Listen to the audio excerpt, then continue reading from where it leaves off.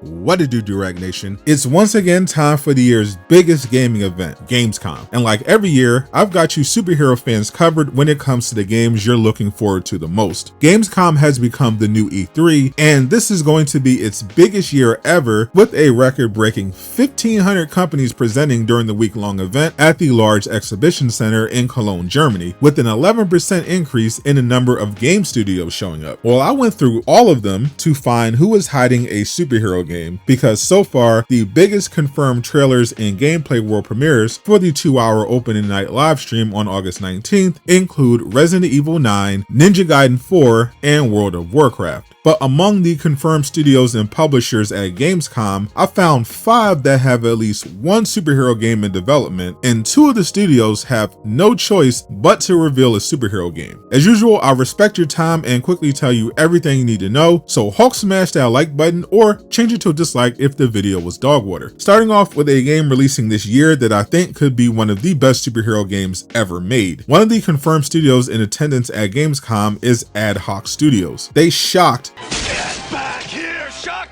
everyone at the 2024 Game Awards by revealing an original superhero game with a star-studded cast featuring voice acting legend Laura Bailey and Breaking Bad star Aaron Paul. Dispatch is a workplace superhero comedy that fans of Telltale games like Wolf Among Us and The Walking Dead will drool over. You play a superhero named Robert whose mech suit is destroyed during a battle, forcing him to take a job at a dispatch center for superheroes while his suit is being fixed. It's a narrative choice superhero game where your decisions determine the story, with visuals that look as good as Invincible Season 1. Dispatch is releasing sometime this year on Steam and will hopefully get a release date at Gamescom. The next superhero game we could see is one of the most anticipated among Marvel fans. Xbox is confirmed to be presenting at Gamescom, and in addition to a demo for Hollow Knight Silksong on their new handheld, they also have a superhero game they are publishing, Marvel's Blade. The upcoming single-player third-person action game from Prey and Dishonored developer Arkane managed to avoid the latest round of mass layoffs and game cancellations, and according to the company's financial report, the game is targeting a November 2027 release date. We could potentially get an update or our first look at gameplay to build hype, or if the game is ahead of schedule. Another highly anticipated Marvel game from a large publisher is Marvel's Iron Man. Electronic Arts is confirmed to be presenting at Gamescom, and while they will likely be promoting Battlefield 6, their most anticipated upcoming single-player game, besides Jedi 3,